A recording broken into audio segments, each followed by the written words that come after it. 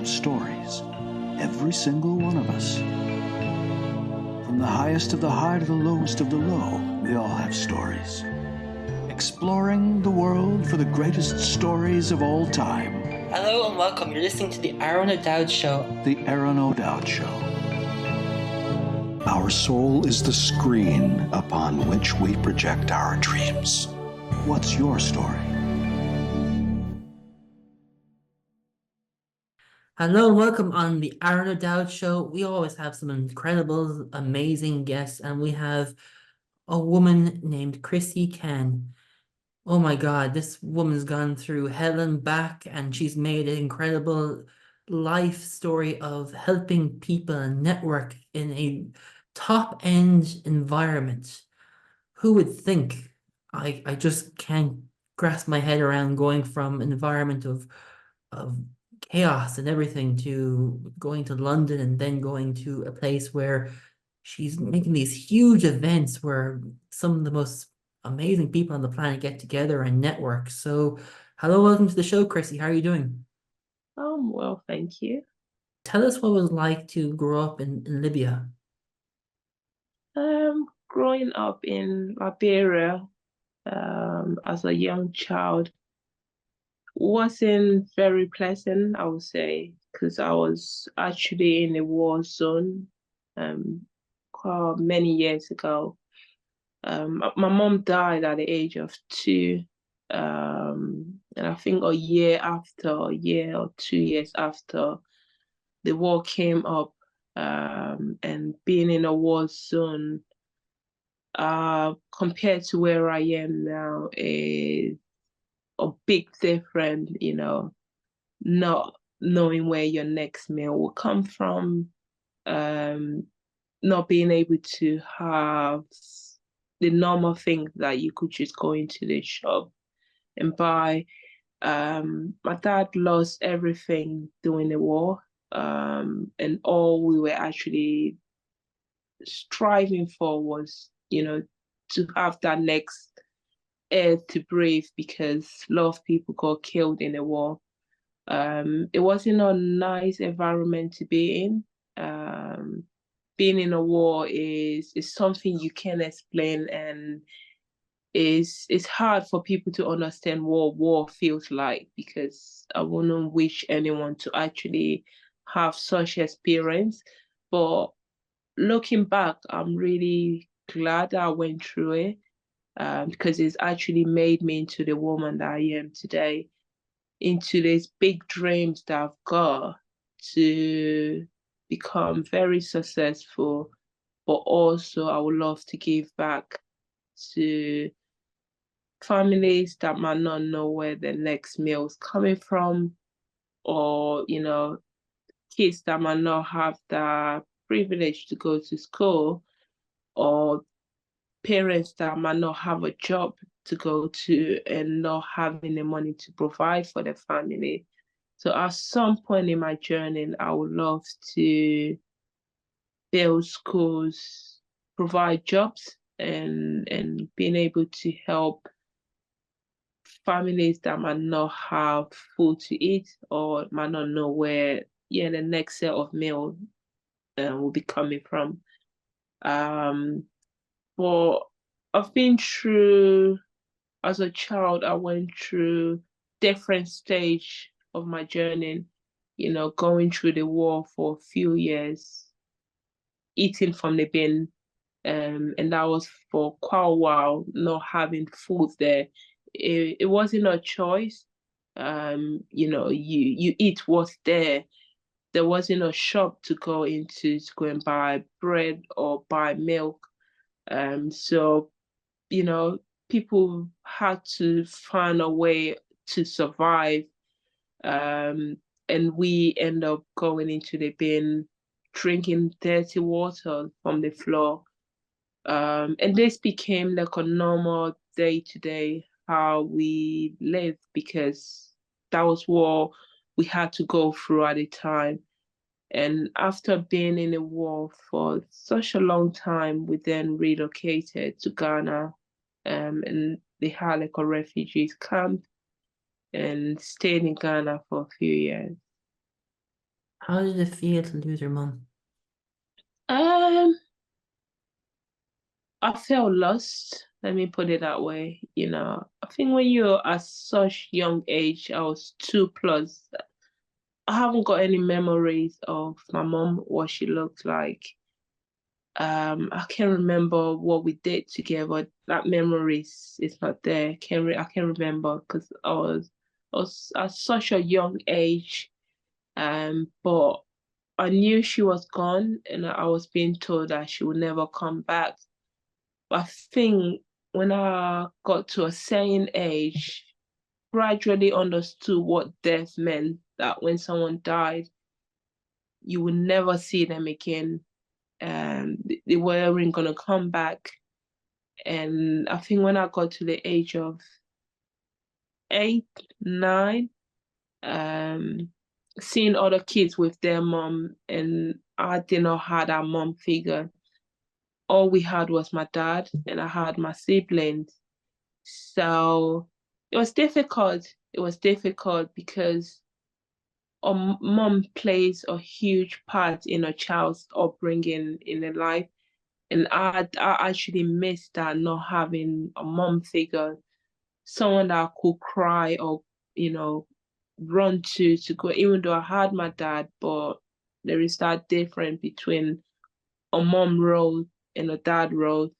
So not having a mom, I gradually learned to grow with not having her there, even though I did miss my mom a lot. And there was a lot of time that I wish she was dead, that I could spend more time. But when we got to Nigeria, I think I accepted it. It took me many years to accept that, this woman was never gonna come back. And when I got to my early teen, getting into an adult, I got full understanding that I would never see her again. And I then started building my own journey. And what I mean by that, my dad was never around because he had to go and work in Africa to provide for us. And there wasn't much with what he was getting. So I was being left on my own I went to school by myself, came back home, there wasn't a grown up adult at home to make my lunch. I had to learn that at a very young age. I actually grew up really fast, than any other child or any other teenager. I knew how to do a lot of stuff at a very young age. Um, but then I was being placed with of family friend members who turned me into the slave. They took me in to look after me, but I became the house help. I wasn't allowed to do what normal kids would do. I wasn't allowed to have friends. Um, I had to do the housework. Um, I always say to people who knows me, my childhood been taken away from me because a lot of things that normal kids would do, what I see in the UK, I've been in the UK for 23 to 25 years. The normal life that kids have, I never had the opportunities to have this life. Um, and one of the reasons why I'm doing the things that I'm doing to become successful is to give my daughter a good upbringing and build a solid foundation financially, but also leave something behind. So not I'm gonna drop down and die or anything, but we just don't know. So when I'm gone, at least there is that foundation built. And when she gets to certain age, she won't have to go through the poverty struggle that I went through. She probably wouldn't go through half of what I went through, but still, if there is not a foundation being built, your children can end up going through a certain circles if that's not been broken. Yeah. And then growing up, and having family members die during the war, how did it impact you as an individual growing up? you're not thinking of who's been killed. I think you're mainly worrying about you surviving it, right?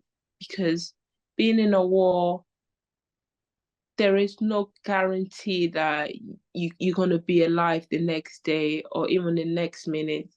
I remember clearly walking on the road, seeing dead body. This is reality. It's not in a movie.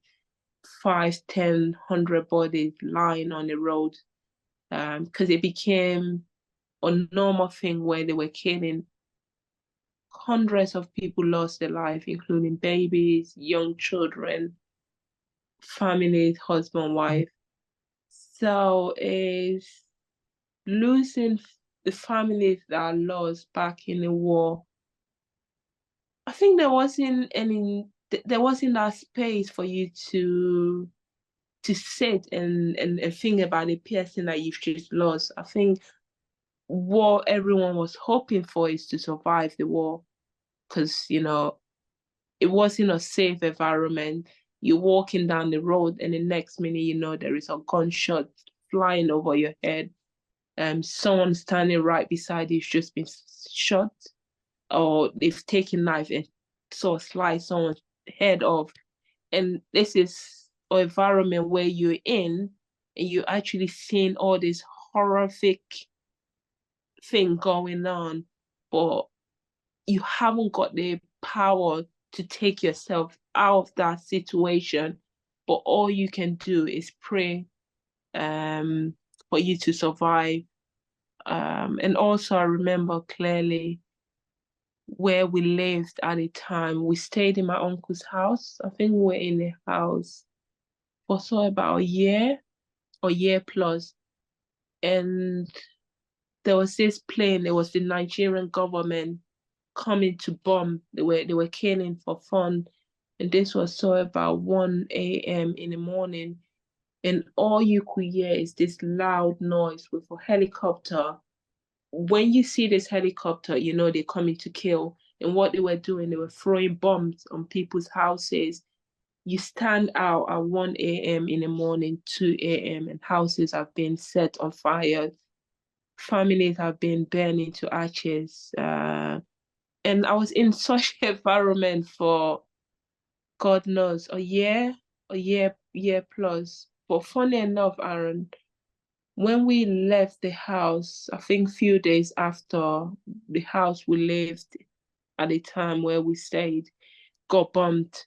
So I always say to people, I'm not any better than the people that died in the war. But one thing I believe I've got a purpose to fulfill on this earth, and that's why I've been kept alive. Because 90% of the people that I knew never survived the war. But here I am in the UK, hosting all these high-net exclusive events, connecting with some of the most powerful people that you could ever meet or you will meet. It's an experience that it says what doesn't kill you will make you stronger. I believe each and every challenge that I've been through in my life, in my journey, is molded me into this woman that I am. It's made me a stronger person. It's helping me get to where I need to be in the next 10 years, in the next 20 years. I'm actually on a journey of fulfilling my calling on this earth. On the boat at the age of 10, you made a very important decision in your life. What was that? To become one of the most wealthiest Black women. And I made a promise that I was going to get my family out of poverty. I'll create so much wealth, because I was in an environment from a very young age. Let's just forget about wealth. Not having food to eat, not even one meal a day.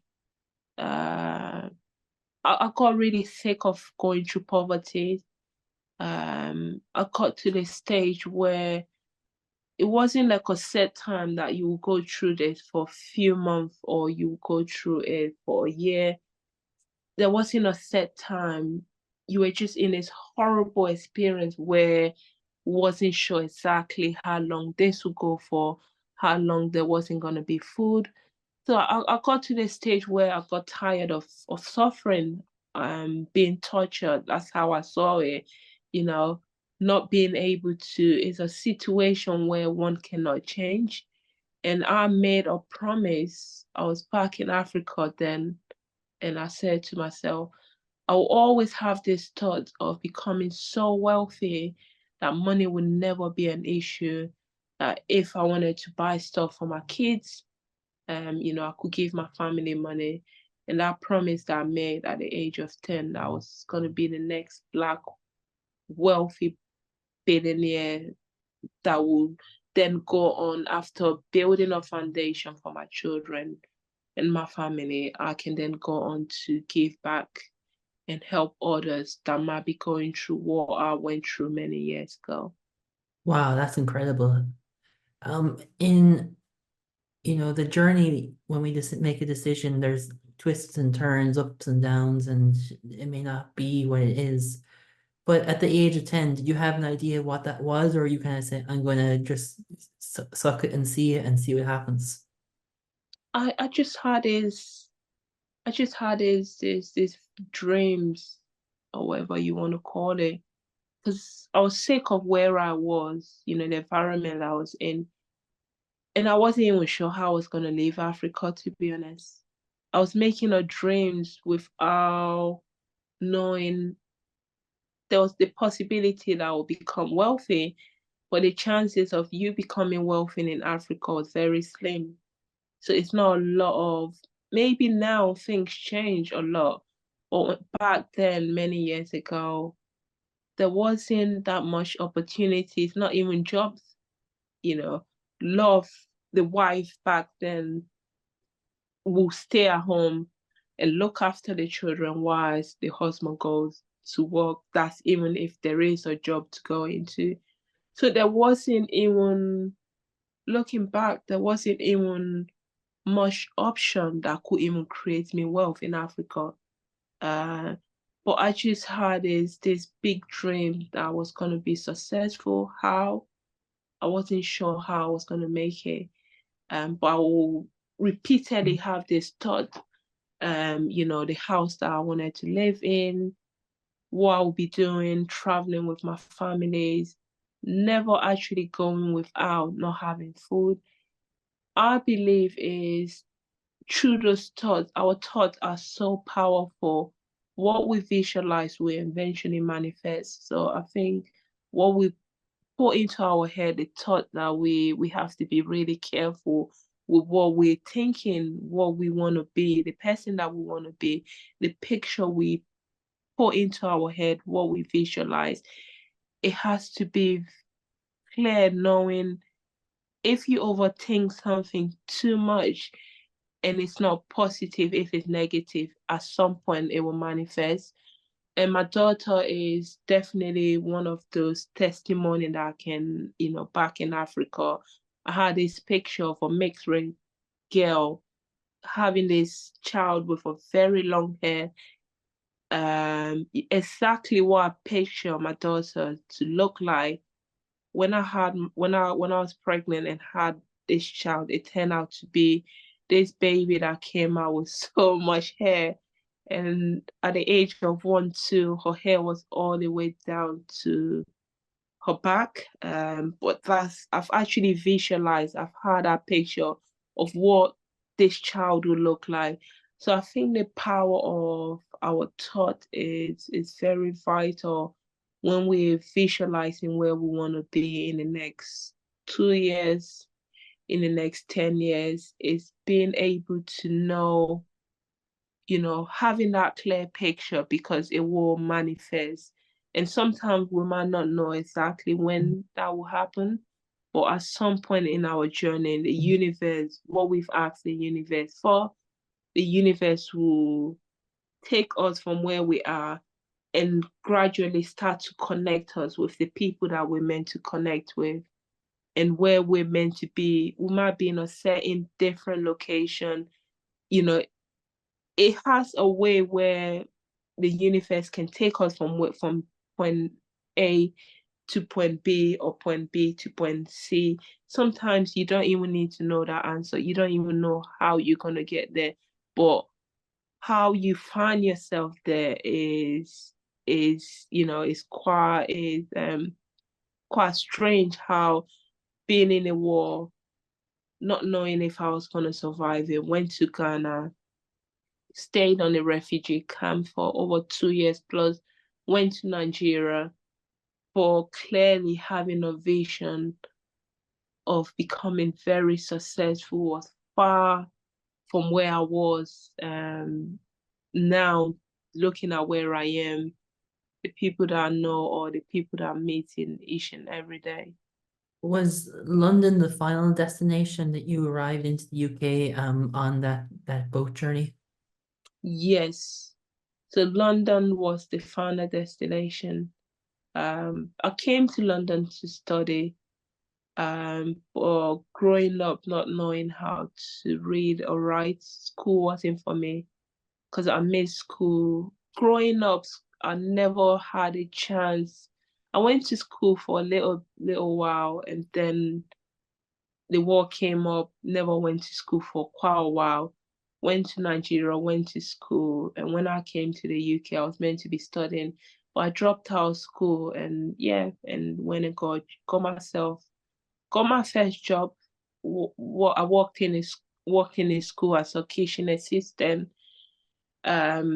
Going back to the promise that I made to myself that I was going to become very wealthy.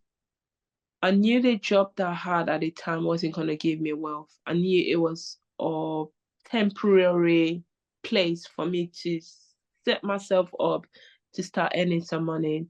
When I wasn't satisfied with where I was, I knew I had to earn more money because it was a part-time job. It was from, I think, 9 till 2. I then went and got 2 cleaning jobs. With the cleaning jobs that I got, increased my income from, can't remember how much it was, but I sort of double my income. But I was always searching. for, the next thing. What else can I do that will get me closer to this goal? Everything that I did when I came to the UK, the job that I did, I was never satisfied. I was always on a search of looking for the next thing, and that's what led me into my entrepreneurial journey. Wow. And was the entrepreneur something that you wanted to be, or just fell into it? Yes. So I think when I arrived in the UK, did not have that mindset. I knew I was going to be my own boss at some point, but I had no clue where to start from, bearing in mind I had no education background. I had no degree, master's, even knowing how to read properly. I could barely spell my name. So trying to become an entrepreneur was far from where I was at the time. And after having a few jobs, I just knew the jobs that I had, it wasn't going to create me the wealth that I wanted to have. I had to pay the bills because I became an adult from a very young age, looking after myself. And when I got to the age where I could get myself a job, I went and done that and got myself the job that I was in, having 3 jobs. Did that for a few years, and I knew it was time to move on to the next, to actually get myself to the next step or the next level. I went and got a job in Sainsbury's, worked in Sainsbury's for a few years, and I knew being in Sainsbury's, working on a cashier, still wouldn't get me to where I would need to get to. And I then went on to train as a chef. And that's where the idea of me becoming my own boss. I never went to college to learn how to cook. I actually self-taught myself how to make certain meals. I became one of the best chefs in the UK. I was cooking for over 500 people to 700 people. We did weddings, birthdays, but a lot of the time I was cooking for head offices like Kodak, Ericsson. They were in this big building, and there was a cafe. And I worked my way up from being a kitchen assistant, and I then worked my way up to become the chef manager. And I did that for, I think, 10 years plus. And after I had my daughter, and that's when I knew that I could not work for anyone else. I then made a promise and said, look, I'll carry on working just to pay the bills, but now is the right time for me to become an entrepreneur, to become my own boss. But where do I even start? Being an entrepreneur, where do you start from? And properties was one of the first ideas that came into my mind, that I wanted to set up my own, have few properties. But because I did not have the knowledge, I wasn't sure how do I go about starting properties. I haven't got the funds to buy properties. And I remember clearly meeting a lady. We both did Think and Grow Rich. So we're working on a book, Think and Grow Rich. We're doing it weekly. On each chapter, what Think and Grow Rich tell you to do. And through the book, this lady said to me, she said, you've been talking about going in or getting into properties for a while. Why don't you set up, or why don't you, you're a good chef, right? Why don't you set up your own catering? I tried setting up, having my own catering company. I wasn't passionate about it. It's something that I did not really enjoy, even though I was one of the best chefs. I just wasn't passionate about it. I wasn't putting in much effort to grow it. And that's when the idea of me starting my own, whatever that property journey looks like. Then this lady that I met said to me, join a few Facebook group where people are doing properties, start connecting, building relationship. And I remember clearly, one of the first group that I joined was Progressive Properties Group, and I joined a few other groups, and I was quiet in these groups and just sat and watched quietly what other people were doing. And then I realized actually you can use other people's money to either buy or rent. And that was when the idea of either me doing rent-to-rent HMO or service accommodation. I then went on and did the training for the HMOs. I hated it. And that's when my journey of service accommodation started. So made a lot of mistakes, rented one or two properties, turned into a service accommodation. And I learned from my mistake, the mistakes that I made from, not knowing what to do, doing a cleaning yourself. You have to get a cleaning and cleaners to do the cleaning. That was how my entrepreneur journey started. Wow, that's amazing how you taught yourself and you joined groups. I want to know, why did you want to become a chef? Because I had no education qualification. I had no education background. When I had a look at all the jobs that could pay me good money, you have to have your degree, you have to have a master's, you have to have X, Y, Z. And I knew I did not have any of those things. I had no qualification. Me going into an office was definitely out of my plan. Anything to do with paperwork, I hated it. So I thought, well, hold on, what else? What other jobs is out there that I can do that will stay earn me good money? And knowing I had a natural gift of cooking anyway. So I knew that actually I could turn those skills into running my own business or getting a good job. I needed a job that would give me a okay income. It wasn't gonna be me working in Sainsbury's as a cashier, like I did before, because I knew the money that I was gonna be earning. It wasn't gonna be enough for me to survive on. And being a chef was one of the options, of the very few options that I had, because being a chef, you don't really need a degree or a master's. You can go to college, but I never actually went to college to learn how to cook. My college was YouTube. I would go onto YouTube, certain meal that was being. We had a list of the menu of what I had to cook every day for the whole week. And if there was bolognese on the list, I would then go onto YouTube the day before, seeing what's been added into the bolognese, how do I combine, and that's how I learned how to become, or how to cook a certain meal. So being a chef was one of the options that could earn me a good wage. That was one of the reasons why I became a chef. YouTube is fabulous in today's age where you can educate yourself, but in being your own teacher and student, what was the challenge of being able to be just okay and then being the best at what you do? Was there a challenge in this?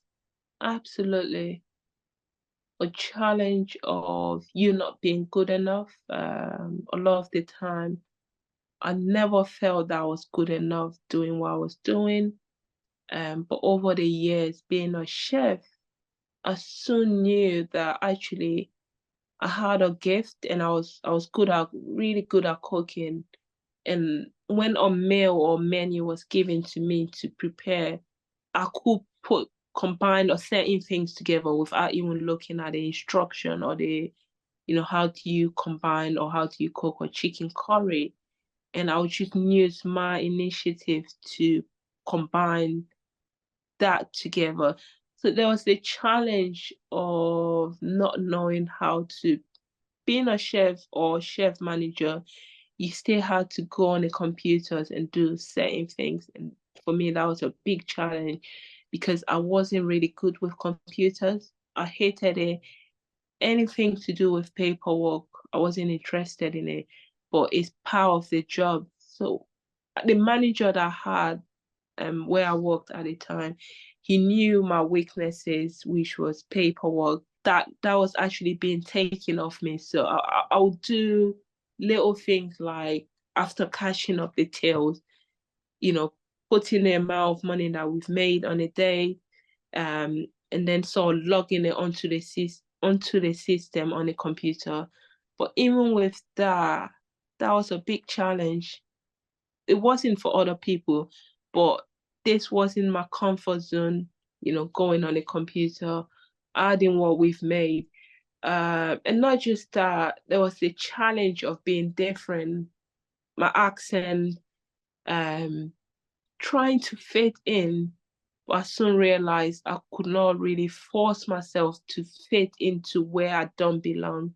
There was that challenge of being different from everyone else, not being able to read properly or write properly, or the challenge of me trying to make people wanting to like me. But then I soon realized that you can't force people to like you. It has to come naturally. So I think in everything we do, it doesn't matter where we all come from, whether we've got a degree or we have got a master's, we'll always come across some sort of challenges in our journey, in our life.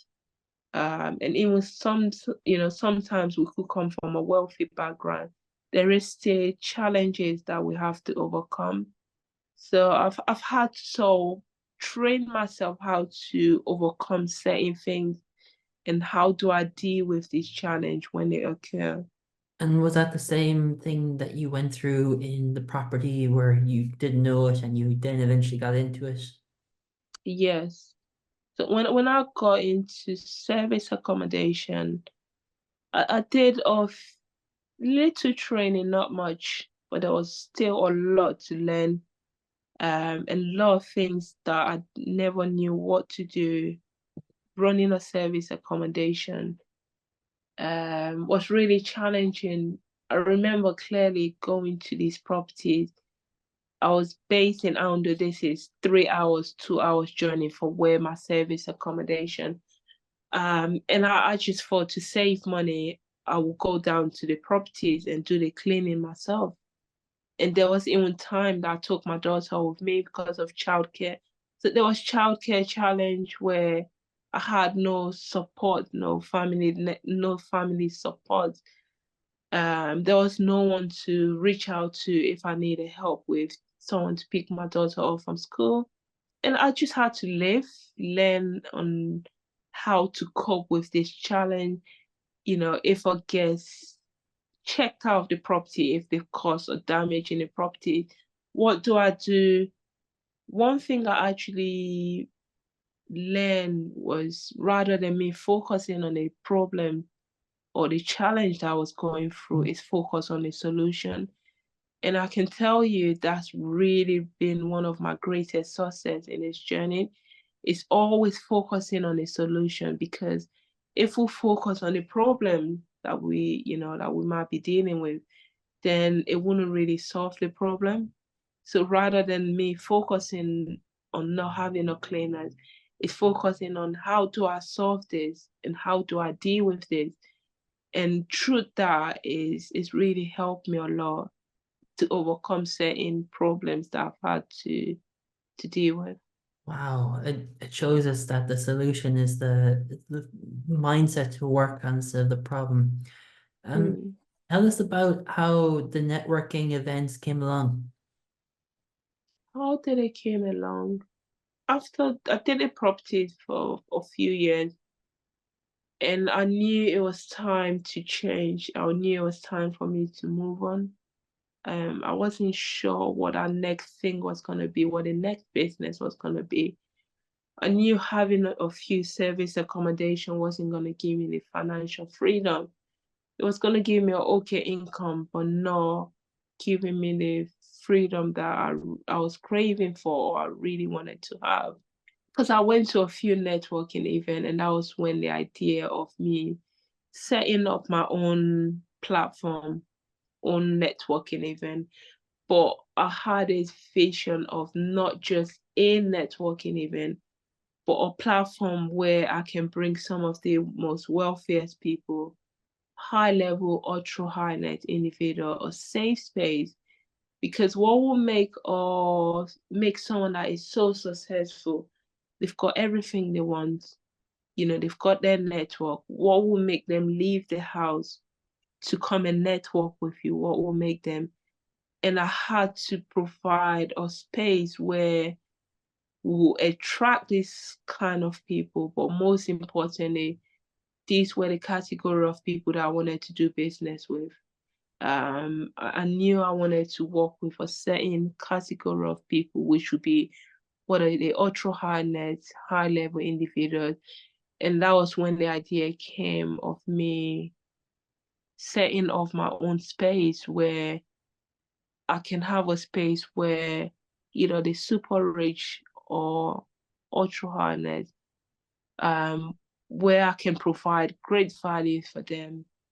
Because when you bring good people together, magic happens. Sometimes you don't know who you will meet in a room, but you can go into a space where you can meet someone, and that person could end up becoming your business partner, or they could become your collaboration partner. I wanted to create a space where it was going to be different from the normal networking event, and be someone of a value, someone that can provide a lot of value for the people that I bring into the room. That's incredible. Not knowing what you do and then figure out what you do is such power. Mm. Had you figured out what your event was be? Was it in fashion or stuff like that? Or are you kind of uncertain about what your first event would be? The first event I was looking at fashion events, but that never actually happened. I was planning a fashion event. I went through 12 months trying to set up an event I had no knowledge about. I wasn't in fashion. So that became twice difficult to organize a fashion event. And I knew that I had to tweak it a bit to change it rather than putting on a fashion event. I thought, why don't I bring good people together, where I can have great speakers, motivational speakers, speakers that can bring great value to my audience, have a few entertainment, but most importantly, network on a very high level. So the first event was meant to be fashion, but I never worked and it never happened.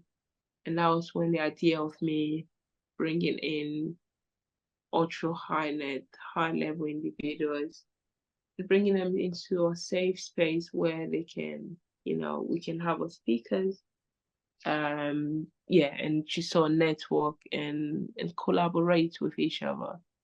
In having people at that high level of value in the world, in networking and financially, it must be hard to create that safe environment space where they can feel like they can be trusted and valued in that way where they can see in you and others. Absolutely.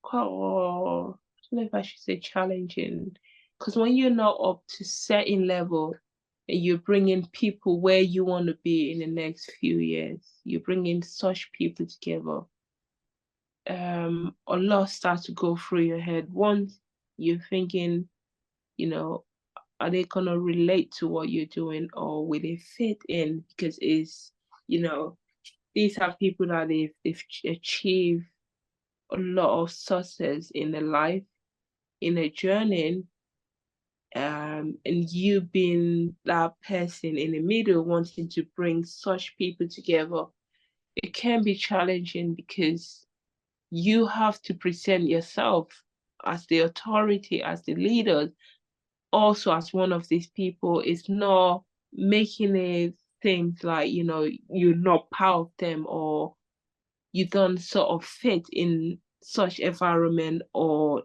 they're better than you.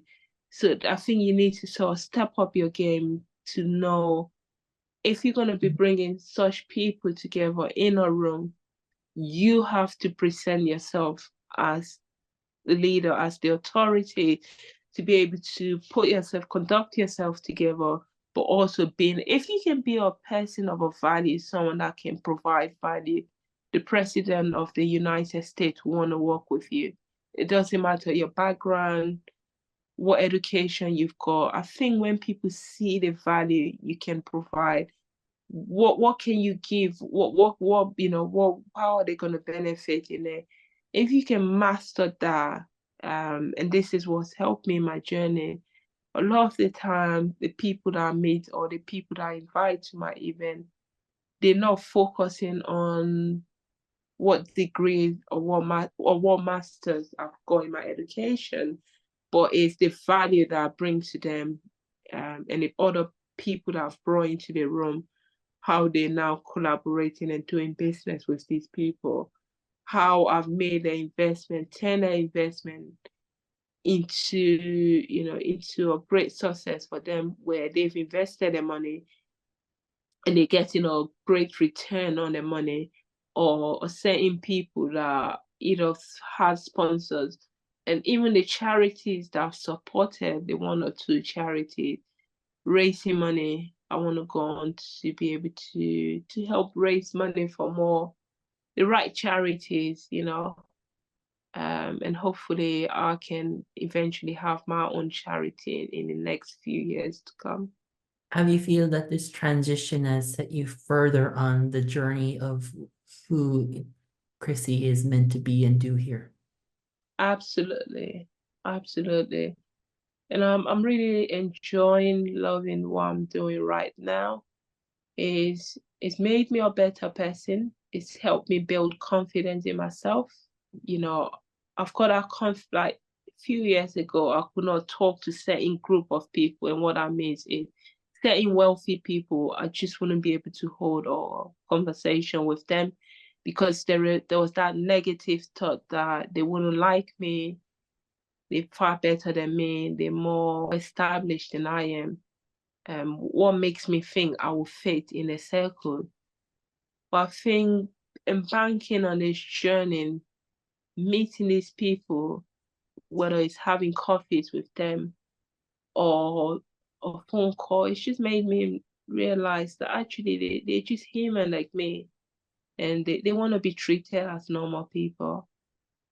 So I think if we can, treat people as human beings, treat them as normal, that's people buy into people, they buy into relationship, and also focus on building my relationship with the people that I do business with.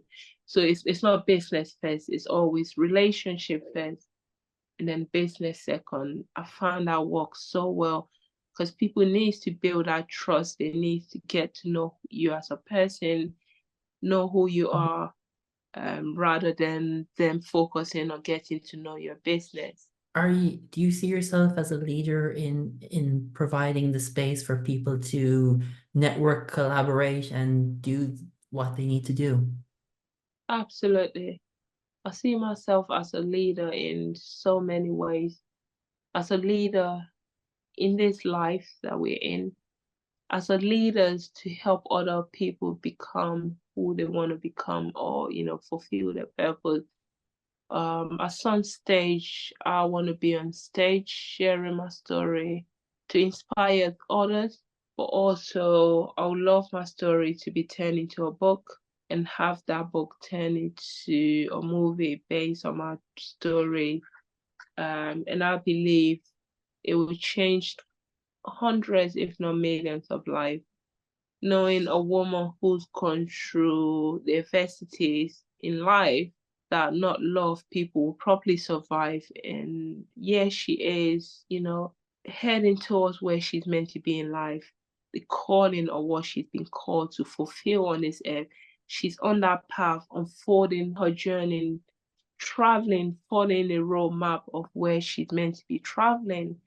So I see myself as a great leader, as a leader who will lead others forward and help them to find a destination, even if they lost and they feel like there is no. This is what I want my story to do, to change life for those that might be going through certain challenge, certain things, whatever that is in their life, and they just can't see a way out of life.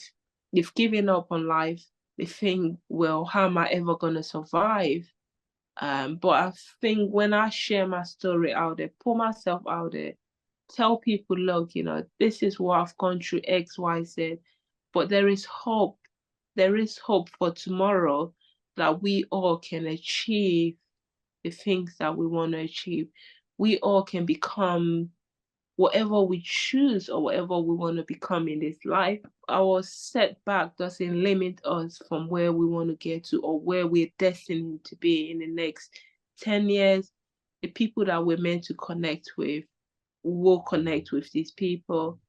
At some point in the journey, the universe naturally connect us with the people we're meant to cross path with. Chrissy, if there was one piece of advice or inspiration that has kept you moving to where you are, what would it be? Oh, I wouldn't say one. I've probably got more than one. Is dream big, have faith. It doesn't matter what it looks like. The room can look so dark and cloudy, and you just don't know, and everything can be confusing. You don't know how you're gonna come out of that dark situation, how you're gonna come out of it and get into life. But have faith and believe in yourself, because if you don't, no one else will. I heard people laugh at me when I tell them what I want to achieve in life, where I want to be. But I know deep down within myself, it's only me can achieve that goal, and it's only me that can make it happen, not no one else. Even if certain people don't believe in my dreams, they don't have to. I believe, and I know I will. So the advice that I will give to people listening to this is believe in yourself 100 or million% that you are able.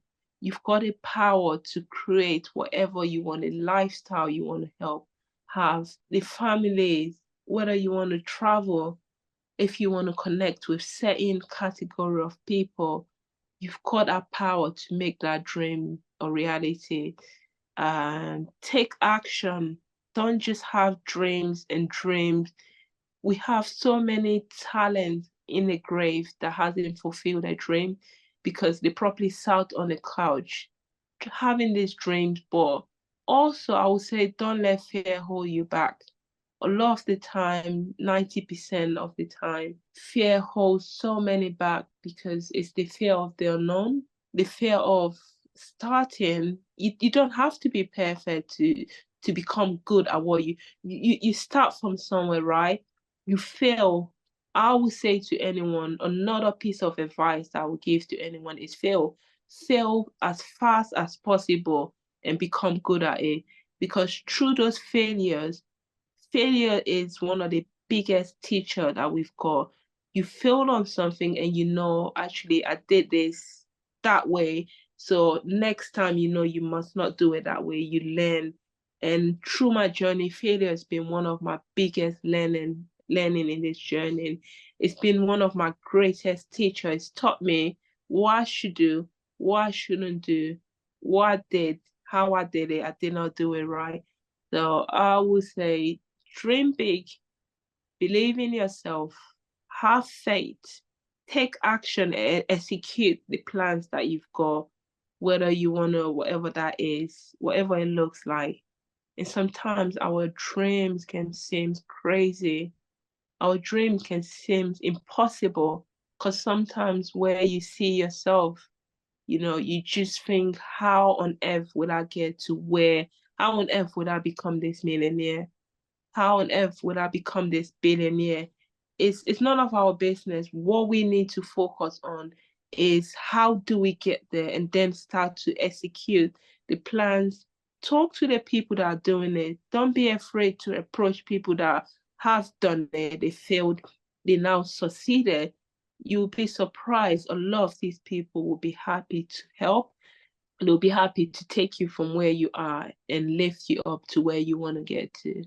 Chrissy, what do you think your unique superpower is? My unique superpower, I'm good at connecting people. I've got my strength and also I know I've got my weaknesses. I think one of my unique superpower is making magic happen.